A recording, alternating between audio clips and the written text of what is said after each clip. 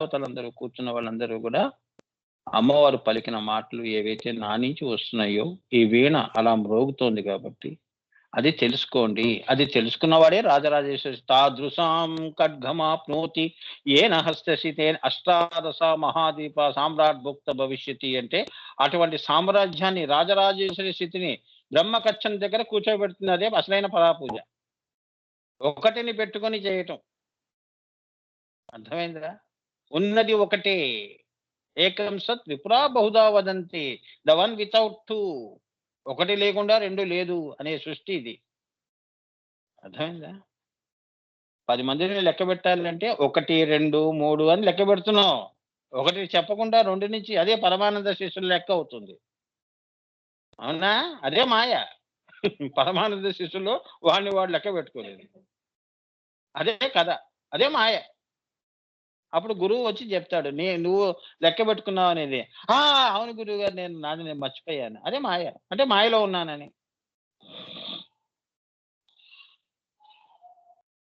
So దానిని వాగ్భవము మహాసారస్వత బీజమని కూడా అంటారు.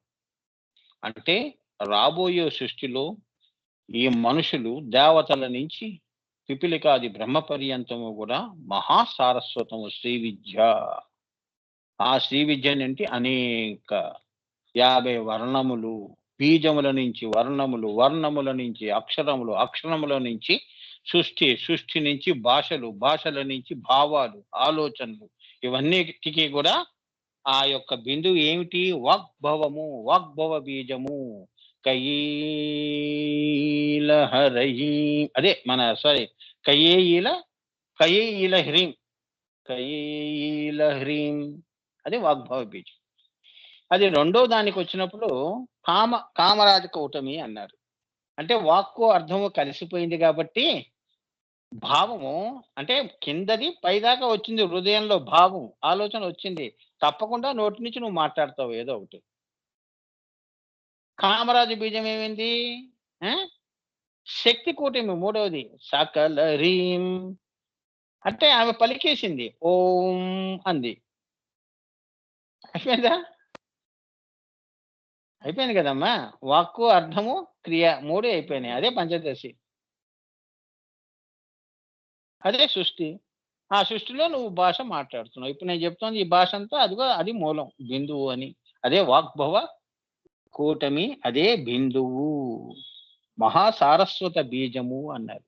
ఐం అక్కడ నీ మూడవ కని దగ్గర ఐం, హృదయంలో క్లీం సంకల్పం చేశావు కాబట్టి సౌ అనేది సృష్టి. ఉదాహరణకి పెళ్లి చేసుకోవాలి, సృష్టి చేయాలి అంటే పెళ్లి కావాలి. అందుకని ఐం అనేది మూడో కన్ను. క్లీం అనేది చేసుకోవటం, కామరాజ బీజం. సౌ పెళ్ళి అయిపోవటం. కింద సౌ అనేది పిల్లలు పుట్టడం. ఇలా చెప్తే మీకు అర్థం అవుతుంది. ఐం క్లీం సౌ, సౌ క్లీం. ఇదే సంసారం, ఇదే నవదుర్గ, ఇదే మాయా ప్రపంచం, ఇదే భవసాగరం. అర్థమైందా? ఇగో ఈ ఐం క్లీం సౌ అనేది ఒక నావ. అది ఇచ్చిన వాడు నావికుడు, నీ గురువు. ఈ 9 చక్రాల నుంచి ఈ సముద్రము భవసాగరం దాటించేవాడు మూడో కన్ను దగ్గరికి, మళ్ళీ బిందువు దగ్గరికి చేర్చేవాడు మళ్ళీ గురువు. అదే ధర్మార్థ కామ మోక్షాలు అంటే అదన్నమాట.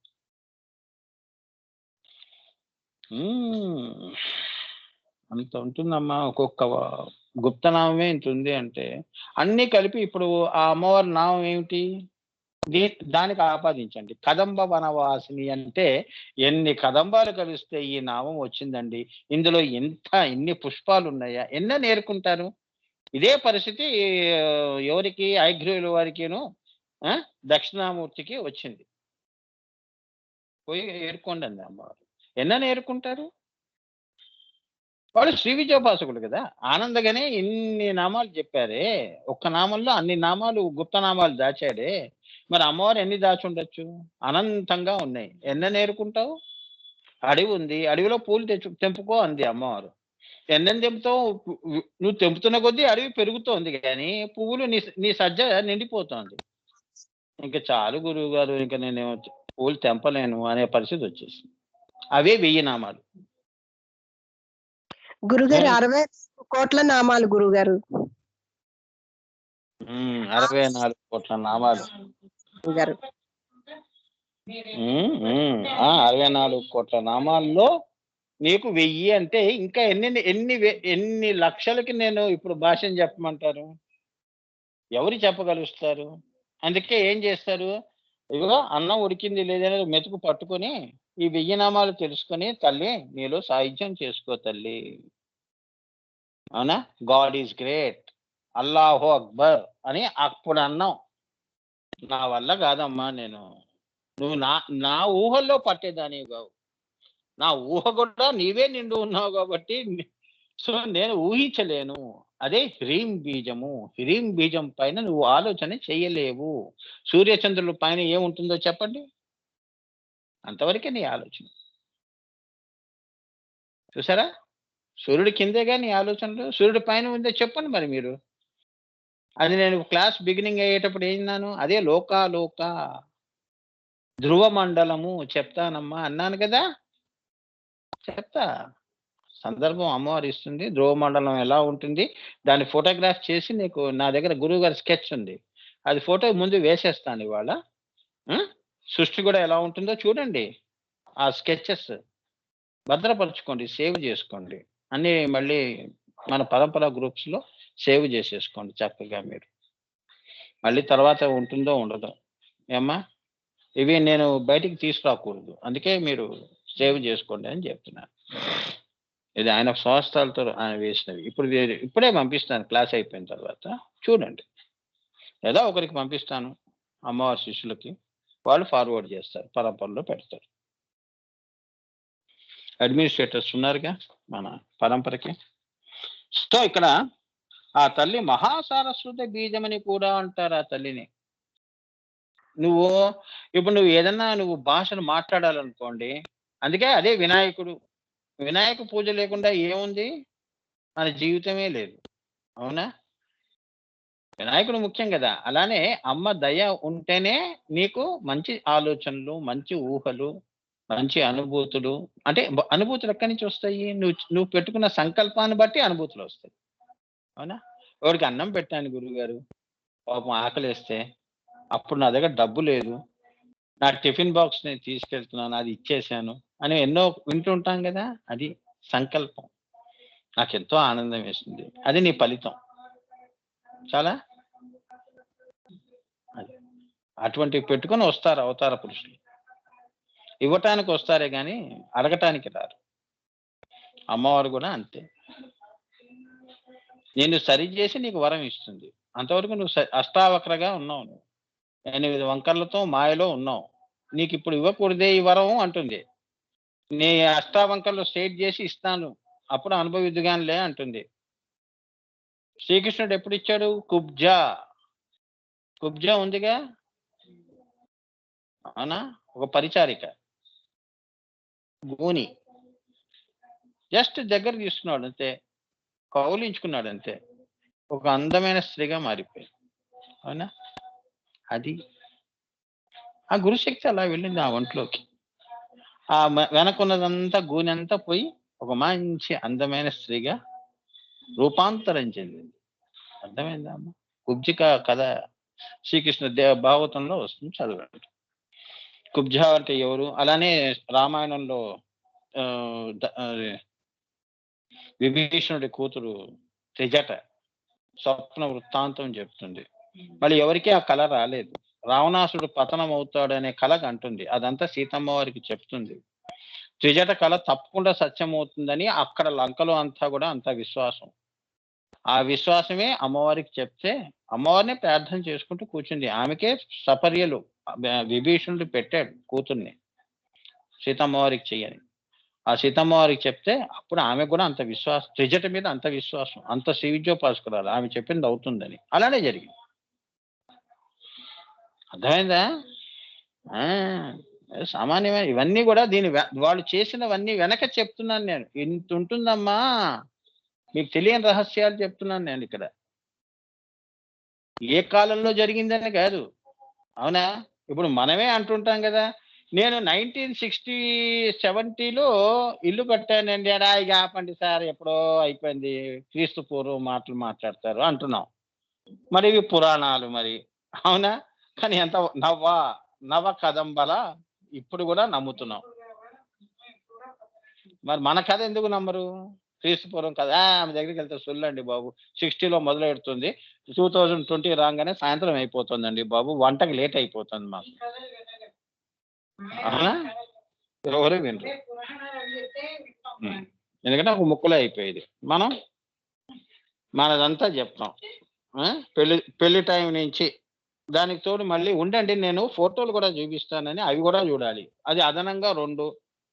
అవునా? GST tax. ఎందుకమ్మా చెప్పావు కదా వివాహం, మళ్ళీ ఆల్బమ్ పట్టుకురాకు, మళ్ళీ 2 గంటలు అవుతుంది మాకు. ఈ మహాతల్లి వెళ్ళి ఆ ఆల్బమ్ అన్ని తీసుకొస్తుంది. తర్వాత మా పెద్ద అబ్బాయి కూడా ఉన్నాయండి, ఉండండి అని చెప్పి ఆ ఆల్బమ్ మళ్ళీ సపరేట్ గా తీసుకొస్తుంది. ఇవన్నీ వినే లోపల మనకి రోజు తెల్లారుతుంది. అవునా? ఏది పురాణము, ఏది పాత, ఏది కొత్త, ఏది నమ్మాలి, ఏది నమ్మకూడదు? సృజన స్వప్నం మరి కొత్తగా ఉంది, అది వింటానికి ఓపిక ఉంది గురువు గారు. ఇగో వాళ్ళ కథ నేను వినలేను బాబోయ్. అవునా? ఇలా ఉంటుంది. ఇది దృష్టిలో పెట్టుకునే పురాణాలు ఇప్పుడు ఈ కలియుగంలో అవన్నీ కూడా ఏమైపోయినాయి? అవన్నీ కథలుగానే మిగిలిపోయినాయి, వాస్తవాలుగా మిగలలేదు. రేపొద్దున మన జీవితాలు కూడా కథలుగానే ముగిసిపోతాయి. అర్థమైందా? అది చెప్తున్నాడు. మనం పుట్టక ముందు చాలా మంది వచ్చి వెళ్ళిపోయారు కదా. ఎన్ని కథలు వచ్చాయి, ఎంతమంది పుట్టి వెళ్ళిపోయారు. అందులో నువ్వు ఒకడివి. సముద్రంలో ఎన్నో అలలు. గంట క్రితం ఏ అల వచ్చిందండి అంటే అది వచ్చింది వెళ్ళిపోయి దాని తర్వాత కోటాను అలలు వచ్చాయమ్మా. ఏ అల గురించి మాట్లాడుతున్నావు నువ్వు? ఆ బుర్ర తినటానికి అంటావు. అవునా? వాళ్ళంతా చరిత్రహీనులు. చరిత్రకారులు వేరు, ఎప్పుడూ గుర్తుండేవాళ్ళు. సముద్రంగా వాళ్ళ పేరు ఎప్పుడూ శాశ్వతంగా ఉంటుంది. సముద్రం ఉన్నంత వరకు ఉంటుంది, పంచభూతాలు ఉన్నంత వరకు ఉంటుంది. అట్లా వాళ్ళు ఆ సంకల్పాలు పెట్టుకుంటారు. అది అందుకే వాళ్ళు అలా గుర్తించబడతారు. మావన్నీ ఏంటంటే ఏ రోజుకి ఆ రోజు అప్పటికప్పుడే సంకల్పాలు కూడా వస్తువుల్లా పెట్టుకున్నాం. ఇవాళ ఏంటి సంకల్పం? ఇది పెట్టుకుని ఈ రోజంతా గడిపేద్దాం, అయిపోయింది. అంటే జీవితానికి ఒక సంకల్పం అనేది లేదని. అవునా? అది చెప్తున్నాడు ఇక్కడ. జీవిత సత్యాలు కూడా కలిపి చెప్పాలి మీకు. శ్రీ లలితా సహస్రనామాలు అంటే ఇందులో కొన్ని నేను చెప్పిన దానికి కొందరు ఏకీభవిస్తారు, కొందరు ఏకీభవించరు. మరి నాకు తెలియదు. నేను చూసే దృష్టి అది. నా ఈ దృష్టితోనే నేను అమ్మ దగ్గరికి చేరాను. అమ్మ అనుగ్రహానికి పాత్రుడే. అది నేను ఈ శరీరంలో ఉన్న ఈ ఆత్మ ధన్యుడు. నా గురు కృప ఉంది కాబట్టి నాకు అన్నీ కూడా అనుకున్నవి ఆ తల్లి అయాచితంగా అప్రయత్నంగా అడగకుండానే అన్నీ చేస్తుంది. అది కూడా నేను లోక కళ్యాణంగానే ఇచ్చేస్తున్నాను. అవునా? రావణాసుల్లో తపస్సులు చేయట్లేదు కదా. దేని గురించి? ఏ సాధనలు చేయను కదమ్మా. నాకెందుకమ్మా దేని మీద సాధన అంట. ఎవరిని సాధించడానికి ఈ సాధన? అవునా? నీ నామమే నాకు ఎంతో మధురమురా అని ఇది చెప్పటమే నాకు ఆనందం. నేను ఎదురు చూస్తాను. అమ్మా, నేను పొద్దున పూజ ఎప్పుడైనా సరిగా చేసుకోకపోతే సాయంత్రం ఎటు నీ నామం చెప్తాను కదా తల్లి, అదే పూజగా భావించమ్మా అంట. 2 తీసుకుంటుంది అమ్మవారు. ఒకటి పడేస్తే అది కూడా తీసుకుంటుంది అమ్మవారు. నువ్వు ఎలా చేసినా నీ పూజ స్వీకరించబడుతుంది ఇక్కడ, ఎందుకంటే గురుమండలం ఉందిగా. సో మహాసరస్వతి బీజం అని కూడా అంటారు. అన్ని బీజములకు కూడా ఆమె మాతృక. నీలో ఏదన్నా ఆలోచన ఊహ వచ్చిందనుకోండి, నువ్వు వెంటనే నేను పుట్టించానండి, ఇది నా భావం అండి, నా గొప్పతనం అండి, ఎవరికీ తట్టండి నాకు తట్టిందండి అని అనుకోకు. దానికి మాతృక అమ్మవారు. భూమి లేకుండా అంకురాలు ఎలా జరుగుతాయి? అందుకే ఆమె భూదేవి. నీ హృదయ పీఠానికి పీఠభూమి. ఆ పీఠంలో నీ భావాలు విత్తనాలు. శరీరమే క్షేత్రము. ఆ క్షేత్రములో విత్తనాలు నీ భావాలు. ఆ క్షేత్రము నుంచి పుట్టినవి ఇవి.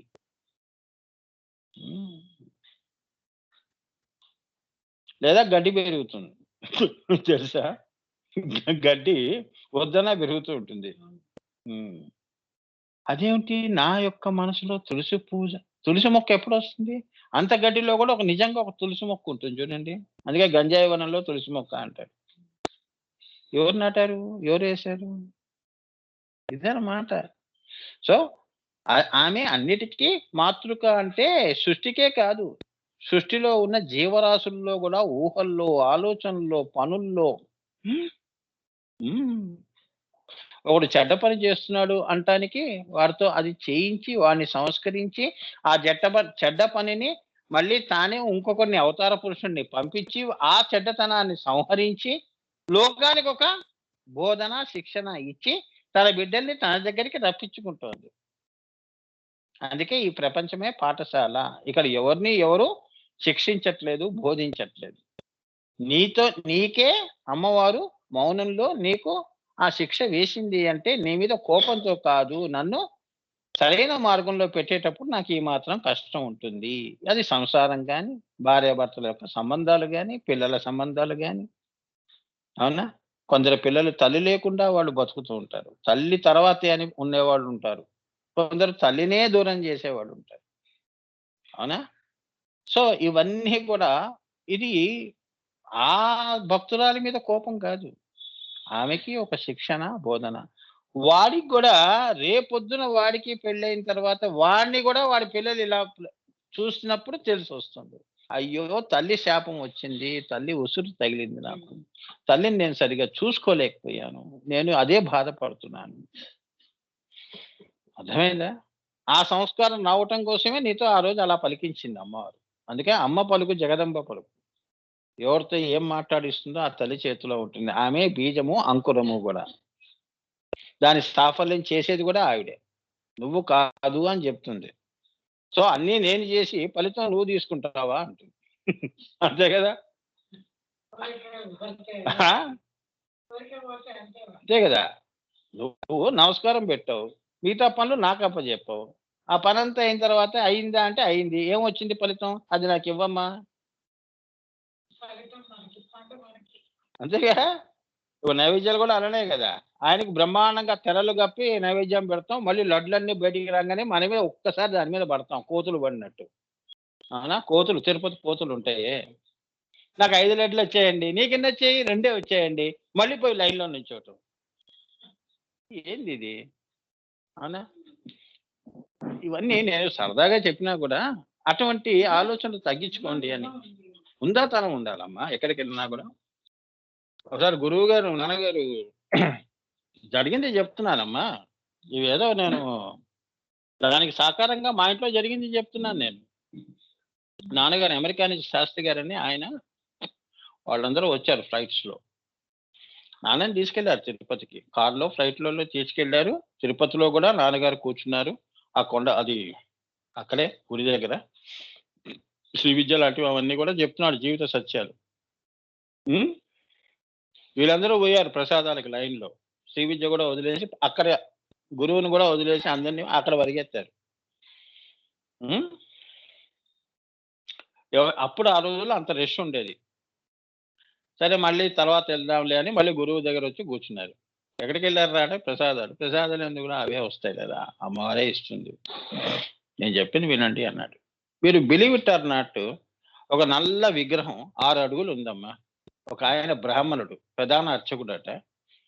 ఆయన ఒక ప్లేట్‌లో 5, 6 లడ్లు తీసుకొని గురువుగారికి ఇచ్చారమ్మా. ఇది ఆయనే చెప్తున్నాడు. క్యాసెట్స్‌లో ఎక్కడో వస్తుంది ఈ కథ. ఆయన మా నాన్నగారికి తెలుసు కదా! వెంకటేశ్వర స్వామి వచ్చిందని. ఇచ్చేసాడు. హ్మ్. వస్తానని వెళ్ళిపోయాడు. నాన్నగారు చెప్పారు. వీళ్ళ శిష్యులకి గుర్తించలేకపోయారు వీళ్ళు. అర్చకుడు అనుకున్నారు. ఎవరు గురువుగారు మీరు చెప్పినట్టుగానే లడ్డు వచ్చింది గురువుగారు. వస్తుందిరా ప్రసాదం. ఆయనొచ్చిన వారు ఎవరో తెలుసా అన్నాడు. అదే ప్రధాన అర్చకుడు అంటున్నా. ప్రధాన అర్చకుడా పాడా సాక్షాత్ వెంకటేశ్వర స్వామిరా అన్నాడు. వీళ్ళు నోరు వెళ్ళబెట్టి ఇలా ఆశ్చర్యపోయారు. ఈ గురువుగారు చెప్పింది ఎంతవరకు వాస్తవం అని. అంతా మరి అమ్మా మనం నమ్ముతామా తల్లి గురువుని? పరిగెత్తారు లోపలికి. అక్కడ పూజారులుంటారు గదా! ఆ వర్ణన అంతా చేశారు. వీళ్ళు ఎలా చూసారో అటువంటి పూజారి ఉన్నాడా అంటే, అటువంటి పూజారి ఎవరు లేరు ఇక్కడ. ఇగో మేమే ఉన్నామని వాళ్ళు చెప్పారు. అలా నల్లగా విగ్రహంగా ఎవరు లేరని. అప్పుడు నాన్న కాళ్ళ మీద పడ్డారు. మరి ఇప్పుడు దీన్నేమంటారు? వాస్తవంగా చెప్తున్నాను కదమ్మా! సాకారంగానే చెప్తున్నాను గానీ, అన్ని వాస్తవాలు చూపిస్తున్నాను కదా! అమ్మవారి లీలా విన్యాసాలన్నీ చూపిస్తున్నాను గదా! ఇంగా ఇప్పుడు గూడా నమ్మకపోతే మనమేం జేస్తాం? అందుకే చేసుకున్నంత వాడికి చేసుకున్నంత మహాదేవ అన్నారు. అంటే నమ్ముకున్న వాడికి నమ్ముకున్నంత, అమ్ముకున్న వాడికి అమ్ముకున్నంత. దేవుడిని గూడా అమ్ముకునే వాళ్ళుంటారుగా, ఆ పాపం గూడా అంతే వస్తుంది. అమ్ముకున్నంత వస్తుంది. ఎక్కువ రాదు, తక్కువ రాదు. దేవుడి మాన్యాలు దోచటం. అవునా? జరుగుతున్నాయి. అన్నిటికి జవాబు అమ్మవారు జెప్తుంది. టైం రావాలి గదా! పాపం పండితేనే గదా! పాపం పండకుండా ఎలా శిక్షిస్తుంది? వాడికి టైం ఉంది. రావణాసుడిని ఎవడేం చేయగలిచాడు? మరి అందరూ వెళ్లి మొరబెట్టుకుంటేనే కదా రామావతారం రావాలి. వచ్చిన తర్వాత ఆఖరిలో ఎప్పుడో ఆ టైంలో వాడిని సంహారం రాముడి చేతిలోనే వాడు చావు రాస్తుంది. అందుకే ఆంజనేయ స్వామి ఏమన్నాడు? నిన్ను నీ లంకని ఆ! త్రుటిలో మట్టిలో కలిపేస్తాను. అది నా హ్మ్. కానీ నీ యొక్క ఇది నీ సంహారం రాముడి వారి చేతిలోనే ఉంది. రాముడి చేతిలోనే నువ్వు చావాలని రాసిపెట్టింది కాబట్టి వదిలేస్తున్నాను అన్నాడు. అంత అవసరం లేదు రాముడికి సైన్యం. ఒక ఆంజనేయ స్వామి చాలు. అర్థమైందా? అది. అందుకే గురువులేంటంటేనమ్మా, వాళ్ళు ఎంత తక్కువగా కనిపిస్తే వాళ్ళు అంత ఎక్కువగానే పెట్టుకోవాలి ఎప్పుడు. నీ గురువు తక్కువ, ఎక్కువ భేద బుద్ధితో చూడకూడదు. అభేద బుద్ధి. అదే అంకితం కావటం. పాదుకులకి అంకితం కావటం. మనిషిగా ఆలోచనే తెచ్చుకోకూడదు. వాడు చిన్నవాడా, పెద్దవాడా అనేది కూడా ఉండకూడదు. వామనుడు ఎంత? అవునా? మరి ఆయన అవతార పురుషుడు. మరి విష్ణుమూర్తి వయసెంత? అవునా? అప్పుడు పుట్టాడు గాబట్టి, అది పెట్టుకోకూడదు ఆ కాలము. అనంతుడాయన. అవునా? కాలాతీతుడు. గురువులు వాళ్ళ ఆత్మకెంతుంది? ఆహ్, శరీరానికైతే నువ్వు చెప్తావు. నాకింత ఏజ్ అని. ఆత్మకేం జెప్తావు? చెప్పండమ్మా. హ్మ్. ఆత్మ అనంతము అన్నారు. ఆత్మ సనాతనము అన్నాడు భగవద్గీతలో. అర్థమైందా? అవునా? అది సనాతనం. అది పెట్టుకొని నువ్వు గురువుగా భావించాలి. ప్రహ్లాదుడు తండ్రికే గురువయ్యాడు. అవునా? ఏం చెప్తావు? చిన్న పిల్లలే పెద్దవాళ్ళకి గురువులవుతున్నారమ్మా. మరి శరీరంతో వయసు నిర్ణయిస్తావా? ఆత్మతో నిర్ణయిస్తావా? వారి వచ్చిన విధానాన్ని బట్టి అవతార పురుషుడా ఏమిటి? అది పెట్టుకొని నువ్వు ఆయన గౌరవిస్తావా? అది. సో, అలా అమ్మవారు అంతేకాక ఆమె నాదస్వరూపిణి గూడా.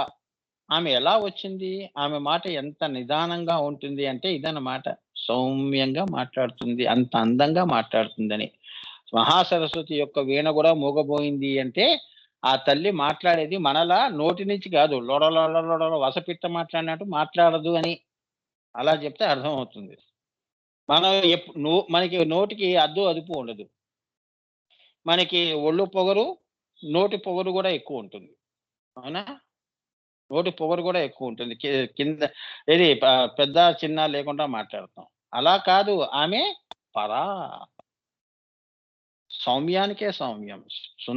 సౌందర్యానికే సౌందర్యం. అదే సౌందర్య లహరి అంటే పరా నుంచి ఆవిడ భావం బయలుదేరింది. ఎంత అందంగా బయలుదేరింది. కదంబ వనవాసిని. ఈ సముదాయాలన్నీ చేకూర్చుకుంటూ, చేసుకుంటూ వస్తోంది కిందకి. పశ్చింతిలోకొస్తోంది. మధ్యమాలోకొస్తోంది. వాక్కుగా అంత అందంగా తియ్యటి మాట మాట్లాడింది. ఓం అని. సృష్టి ఆగిపోయింది ఒక్కసారి. మహాసరస్వతి పక్కన హ్మ్. ఆ భారతి అనే ఆ సరస్వతి వీణ గూడా అలా మొత్తం స్తంభించిపోయిందని. ఆమె మాట అలా ఉంటుందని. అందుకే ఆమె అమ్మవారు లలిత అన్నారు. అంటే లలిత అంటే అంత కోమలము అని. అర్థమైందా? మనం అంత కన్‌ఫ్యూజ్డ్‌గా మాట్లాడతాం. బాగా తిడతాం. మళ్ళీ ఎక్కడో కొద్దిగా కోమలం పెట్టుకుంటా. ఆయన మంచిగానే చెప్పాడండి. కానీ కొద్దిగా ఏంటో కొద్దిగా కోమలంగానే మాట్లాడాడు గానీ, కొద్దిగా గట్టిగా ఉందండి మాట. కన్‌ఫ్యూజ్డ్‌గా మాట్లాడతాం. అమ్మవారు ఎక్కడిదక్కడ సౌందర్యం. పరా సౌందర్యము, పశ్యంతి సౌందర్యము, మధ్యమ సౌందర్యము, సృష్టి సౌందర్యం. అదే లక్ష్మి, మహాలక్ష్మి. అవునా? అదే చెప్తున్నాడు. ఆమె వాక్కు నాదస్వరూపిణిగా ఈ ఆమె ఎట్లా బయలుదేరుతుంది? ఈం శ్రీం హ్రీం ఓం. అవునా? ఎవరన్నా పాట పాడుతున్నప్పుడు చూడండి శ్రావ్యంగా, ఉండండి తర్వాత మాట్లాడుకుందాం. ఒక నిమిషం ఉండండి. పాట వినియండి అని అంటామే. అంతకంటే సౌందర్యం. నువ్వు శరీరంతో పొందలేని ఆనందం. ఆత్మతోనే చూసేది, అనుభవించే సౌందర్యము, ఆనందము. అదే సచ్చిదానందం. చెవులతో వినేది శ్రావ్యం కాదు. ఆత్మతో నువ్వు అదే ఓంకారము. ఆ ఓంకారమే అమ్మవారి స్వరూపము. ఆమె అది ఎక్కడి నుంచి వచ్చింది? నాదము అక్షరమైంది. అంటే సూక్ష్మము. ఇప్పుడు నీ మాట ఎలా వచ్చింది అంటే పరలోనండి, కడుపులో ఉన్న మాట చెప్తున్నానండి అంటున్నావు కదా! నోటిలో ఉన్న మాట చెప్తున్నాను అంటున్నావా? నా కడుపులోను, హృదయంలో ఉన్న మాట. అంతే కదా! ఇప్పుడు సరదాగా చెప్తున్నాను. ఐ లవ్ యూ అన్నాడనుకోండి వాడు. ఐ లవ్ యూ అనేది మాట నా హృదయం నుంచి వస్తోంది. నోటి నుంచి కాదు. నా ప్రేమని తృణీకరించకు అని హృదయం నుంచి వాడు మాట్లాడతాడు. వాడికి తెలిసింది పరా, మధ్యమ, పశ్యంతి. ఆ జ్ఞానం లేకపోయినా పలానా స్థానం నుంచి మాట్లాడుతున్నాను అని చెప్తున్నాడు. అవునా? ఇలా చెప్తే మీకు అర్థమవుతుంది.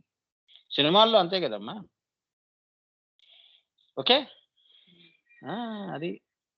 అది ఎలా వస్తోంది? పరా నుంచి ఆమె ప్రేమ అనేది పెట్టుకొని వస్తోంది. ఈ ప్రేమలు కావమ్మా. తల్లి ప్రేమను పెట్టుకొని అరుణాం కరుణాతరంగితాక్షిం అనేది అప్పుడు శ్లోకం చెప్పాలి నువ్వు. హ్రీంకారాసన గర్భితానలశిఖాం అని అక్కడ చెప్పాలి నువ్వు. సృష్టి అంతా కదంబంగా తన దగ్గర హ్రీం రూపంలో వేదాలు, ఉపనిషత్తులు, సృష్టి ఎలా ఉండాలి, ధర్మములంటే ఏమిటి, సత్యములంటే ఏంటి, మనుషులు ఎలా ఉండాలి, ఇవన్నీ కూడా కదంబముగా తన దగ్గర హ్రీం బీజంలో పెట్టుకొని ఉన్నది. ఇప్పుడు నేను సృష్టిగా నేను చెప్తాను ఓం అని. ఈ నాదం నుంచి అక్షరంగా బయటకు వచ్చింది. అర్థమైందా? అది పరాపశ్యంతి మధ్యమ వైఖరి అంటే అదన్నమాట. ఏ పాట పాడినా శ్రద్ధగా పాడమ్మా. దిక్కులు చూసుకుంటూ, నవ్వుకుంటూ, చేతులు ఊపుకుంటూ, సెల్లులో మాట్లాడుకుంటూ ఇట్లా కాదు పాట పాడేటప్పుడు. అందులో నువ్వు పాటే నీవే పాటగా పాడు. అది. అమ్మా! మన పూజ కూడా అంతేగా. పూజ స్టార్ట్ అయినప్పటి నుంచే సంకల్పం. అమ్మ నువ్వు తప్పకుండా తీర్చాలమ్మా. మళ్ళీ మర్చిపోతావు అని ఓం శుక్లాంబరధరం విష్ణు శశివర్ణం చతుర్ ఈ 4 ఎప్పుడైపోతాయి? అమ్మా మళ్ళీ గుర్తు చేస్తున్నాను. మళ్ళీ ఇంకో దానికెళ్తున్నాను. అవపాసన మళ్ళీ. స్పర్తి దివ్య భవ్యేన ఇగో అగరబత్తులు కూడా వెలిగిస్తున్నాను. అలా 10 షోడశ ఉపచారాలు, షోడశ కోరికలు. 16 సార్లు చెప్పి లేస్తాం. అవునా? వెళ్ళేటప్పుడు 3 సార్లు మళ్ళీ ఆమెకు వినిపించిందో వినిపించలేదో అని మళ్ళీ లోపలికెళ్తాం. అవునా? తిరుపతికి వెళ్ళినప్పుడు కూడా అంతే కదా! ఇచ్చిన దర్శనం సరిపోదు. వెనక్కి వెళితే కూడా తల వెనక్కుంటుంది. అవునా? స్వామి మర్చిపోకు స్వామి నేను చెప్పింది. నేను చెప్పలేకపోయాను. అదేదో ఎవరితో నన్ను తోసేసింది, లేదా వాడు తోసేసాడు, వీడు తోసేసాడు. అట్లా ఇవన్నీ చెప్తున్నారు. ఇవన్నీ వెనకుంటాయి. ఇవన్నీ అందుకే నువ్వు ఎక్కడున్నావో అక్కడే ఉండు. అమ్మవారు అక్కడికే వస్తుంది.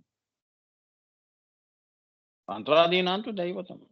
అందుకే మా మిసెస్ గూడా ఇప్పుడు మా వాళ్ళు ఎవరన్నా ఇప్పుడు అన్నప్పుడు వాళ్ళకి అదే చెప్తాను. ఎందుకు అంత తొందర పడతావు? వస్తుంది రాకపోనీ. ఇక్కడ దాకా రావటమే మహాప్రసాదం. చాలా. ఎందుకు ఏం దర్శనం కావాలి? అక్కడ చూస్తేనే దర్శనమా? ఇక్కడ చూడలేవా? లలితా సహస్రనామాల్లో ఆమె ఇందుగలనందు సందేహం వలదు. ఇక్కడే ఉంది ఆమె. కూర్చో. ఆ ప్రసాదం నీ దగ్గరికే వస్తుంది. ఆనంద్ గనక రాలా? ఆయన పోయి లైన్‌లో నుంచున్నాడా? తోసుకుంటూ. అందరూ తోసుకుంటే కింద పడుతుంది తెచ్చాడా లడ్డు భక్తులకి. మన దగ్గరికే వస్తుందిరా. సాక్షాత్ వెంకటేశ్వర స్వామి తీసుకొచ్చి ఇచ్చి వెళ్ళాడు. ఎలా జరిగింది? అది చెప్తున్నారిక్కడ. సో, ఆమె 4 రకములైన నాదములకి 4 రకాల నాదాలుంటాయి. ఏమ్మా? ఇప్పుడు సూర్యుడి యొక్క సౌండ్‌ని ఇప్పుడు మీరు యూట్యూబ్‌లో చూడండి. సూర్యుడిలో గూడా ఓంకారం ధ్వని వినిపిస్తోంది స్వామి అని అంటున్నారు గదా! అలా అమ్మవారికి పరాపశ్యంతి మధ్యమ వైఖరిగా 4 నాదములు. ఆమె నాదములకు ఆమె జగద్ధాత్రి. అన్ని లోకాల్లో ఉన్న భాషకి గాని మూలం నీ అంటే అమ్మ దయ ఉంటే నువ్వు ఏ లోకంలో వెళ్ళినా గూడా ఆ భాష నీకు కరతలామలకం. ఆ భాషలోనే సంధ్యా భాష అనేది నీకు అలానే వచ్చేస్తుంది. దేవతలతో ఏం మాట్లాడతావు ఈ మాటలు? యక్ష, కిన్నెర, కింపురుష ఇటువంటి వాళ్ళు ఉంటారు గదా! సాధనలు చేసేటప్పుడు అప్సరసల్ని మనం కళ్ళ ముందు మనం ప్రత్యక్షం చేసుకునే ముందు వాళ్ళకొక భాష ఉంటుంది. ఆ భాషలో నీ కోరిక చెప్పుకోవాలి సంకల్పం. ఆ భాష ఏమిటి? అవన్నీ ఉంటాయి. అర్థమైందా? అది గొప్పగా సాధన జేయాలి. అది 10, 15 సంవత్సరాల సాధన ఉంటుంది. అప్పుడు ఆ యొక్క యక్షిని గాని, కిన్నెర, కింపురుష, దేవత ఇప్పుడు ఎలా ఉంటుందో తెలుసా? ఆర్డర్ చెప్తున్నాను. ప్రేతాలు, భూతాలు, గాలిలో ఉన్నవి. ఇవన్నీ చూడండి ఎలా ఉంటుందో ఆర్డర్ తెలియాలి గదా! అమ్మవారు ఎక్కడుంటుందో. ఇంత సృష్టిలో ఆమె నిండి ఉంది. భూత, ప్రేత, పిశాచ ఇవన్నిటికి పైన మళ్ళీ ఎవరొస్తారు? యక్షులు, కిన్నెరులు, కింపురుషులు. కింపురుషుల తర్వాత దేవతలు, పంచభూతాలు వీళ్ళందరూ గూడా పెద్ద పెద్ద పనులు చేసే దేవతలు వాళ్ళు. వాళ్ళ పైన గురుమండలాలు. సనక, సనానంద, సనత్ కుమార్ ఇటువంటి గురుమండలాలన్నీ ఉంటాయి. దాని పైన మళ్ళీ అమ్మవారు గురు గోవింద రూపిణిగా కూర్చొని ఉంటుంది. ఆర్డర్ అలా ఉంటుంది. ఇప్పుడు మనం మనిషిగా పోయాము అంటే అంతరిక్షంలో తిరుగుతూ ఉంటాం. ఇది లోయెస్ట్ అన్నమాట. ఆ ప్రేత జన్మ ఇంకా ఉంటుంది. అర్థమైందా? బ్రహ్మరాక్షసులు, బ్రాహ్మణులు ఉంటారు గదా! వాళ్ళకి కోరికలు తీరకపోతే వీళ్ళు బ్రహ్మరాక్షసులుగా మళ్ళీ వాళ్ళు కొంతకాలం ఉంటారు. ఏదైనా పాపకార్యాలు ఏమైనా చేసుకున్నాం అట్లా బ్రహ్మరాక్షస రూపాలలో ఉంటారు. అది రాఘవేంద్ర స్వామి యొక్క కథలో మీకు తెలుస్తుంది. అర్థమైందా? రాఘవేంద్ర స్వామి రోజు పెట్టే ప్రసాదాలతో వాడికి ముక్తి వస్తుంది. అట్లా అన్నమాట. ఇవన్నీ ఏంటంటే ఆర్డర్ అంటారు. అంటే మనం పోయిన తర్వాత ఎక్కడికి పోతాం స్వామి అన్న వాళ్ళకి ఇట్లా ఉంటాయమ్మా. ఈ రూపాలన్నీ కేవలం ఈ అమ్మవారి యొక్క మంత్రము లోకాలను దాటిస్తుంది. ఐం క్లీం సౌ సౌ క్లీం ఈ నాదస్వరూపిణిగా అమ్మవారు. సుషుమ్నా మార్గంలో నువ్వు చేస్తున్నావు సాధన చేస్తున్నప్పుడు నిన్ను ఉత్తమమైన జన్మల్లోకి తీసుకెళ్తుంది. ఉత్తమమైన లోకాల్లోకి తీసుకెళ్తుంది. అది నీ యొక్క సాధన బట్టి. అంతేగాని అందుకే నిన్ను ఆ మార్గంలోనే ఆ లోకంలో పెడుతుంది అమ్మవారు. జీవన్ముక్తి కూడా ఇస్తుంది. ఇంకా చాలులేవే కింద నువ్వు ఇక్కడి నుంచి అలా ఆ సాధన ఆ లోకంలో అక్కడ గురువుల్ని నియమించి నీకు శిక్షణ బోధన చేయించి మళ్ళీ పైలోకాల్లోకి అక్కడి నుంచి నువ్వు బిందువులాగా తీసుకెళ్ళిపోతుంది అమ్మవారు అని. తన బిడ్డల్ని తానే చూసుకుంటోంది అని. అంత ఇంపార్టెంట్ సంగీతం. సృష్టియే నాదం. సంగీతం అంటే అది. నీళ్ళు తాగినానుకుంటే బేన్ సరిపోదు పిట్ట కట్టేస్తా దాంట్లో మళ్ళా వచ్చి